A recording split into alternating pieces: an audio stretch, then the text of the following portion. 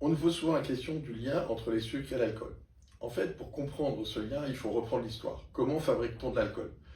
L'alcool est fabriqué à partir de céréales ou de fruits. En fait, les céréales et les fruits contiennent des sucres.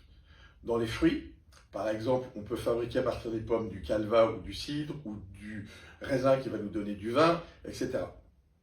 Les fruits contiennent naturellement du glucose, mais elles contiennent aussi du fructose et l'association des deux, glucose plus fructose, qui vont donner à ce moment-là du saccharose.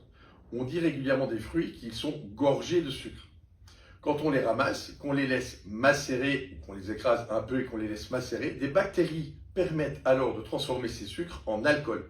L'alcool, à ce moment-là, sera raffiné, mis en bouteille et utilisé pour la consommation. Mais qu'est-ce qui se passe quand l'alcool rentre dans notre organisme? Eh bien, l'alcool, on doit absolument s'en débarrasser car c'est toxique pour l'organisme.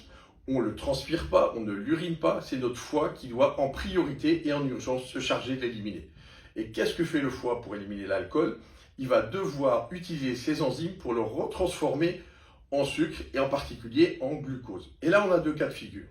Où l'organisme a besoin de glucose à ce moment-là et le foie relargue tout de suite le glucose qui va être utilisé, ou alors l'organisme à ce moment-là n'a pas besoin de sucre et le foie va devoir stocker et s'enrichir de glucose et ça va pouvoir aboutir à du foie gras.